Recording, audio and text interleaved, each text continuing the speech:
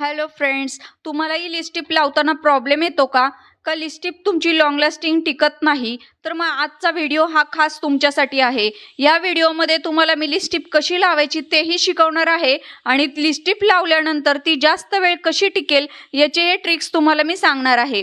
तर सगळ्यात पहिले आपण बघूयात लिपस्टिक कशी लावायची ते. लिपस्टिक लावण्यासाठी आपल्याला एक लिप लायनरची गरज आहे, जे तुमच्या साडीला, ड्रेसला, तुमच्या कॉस्ट्युमला जो काय कलर मॅच होईल त्या कलरची आपल्याला लिप लायनर घ्यायची आहे. आणि लिप लायनर घेऊन लिप्सला आपल्याला आकार देऊन घ्यायचा आहे आणि तो आकार दिल्यानंतर लिप्स तुमचे तयार होणार आहेत, म्हणजे तुम्ही लिपस्टिक लावण्यासाठी तयार आहात. आता आपण बघूयात की लिपस्टिक लॉंग लास्टिंग टिकण्यासाठी काय करायचे आहे. तर लॉंग लास्टिंग टिकण्यासाठी 3 स्टेप आहेत.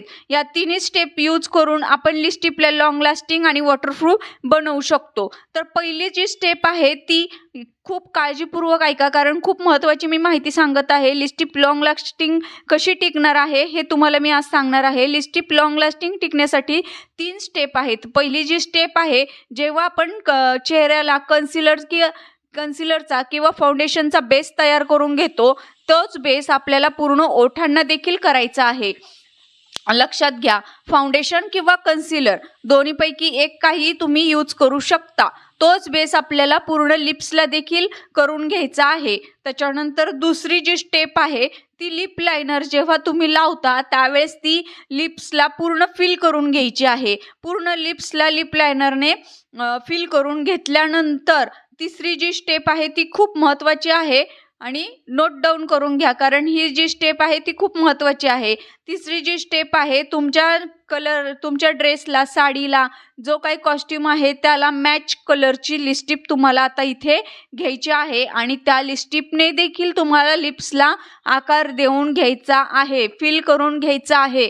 कारण का ते सांगते, जरी तुमची वरची लिपस्टिक गेली तरीही तुमची लिप लायनरची जी लिपस्टिक आहे ती टिकणार आहे. आणि लिप लायनरची लिपस्टिक का टिकणार आहे, तर सगळ्यात आधी आपण काय केलं होतं, फाउंडेशन किंवा कन्सिलरचा बेस तयार करून घेतला होता, बरोबर. मग त्या बेसला ती लिपस्टिक, लिप लायनर पूर्ण चिटकून बसत असतं आणि जोपर्यंत आपण ती पुसून काढत नाही तोपर्यंत ते जात नाही.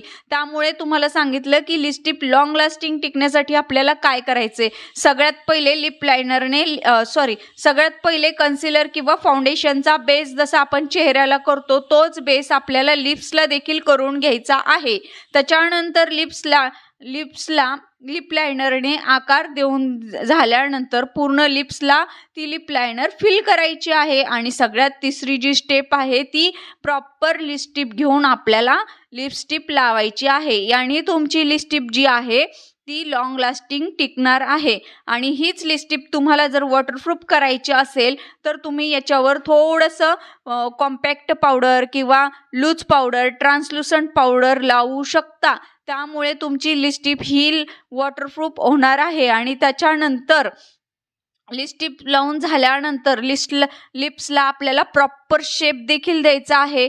तर त्यासाठी आपल्याला एखादं फाउंडेशन किंवा कन्सिलर अशा एका ब्रशवर घ्यायचं आहे आणि लिप्सला हायलाईट करायचं आहे.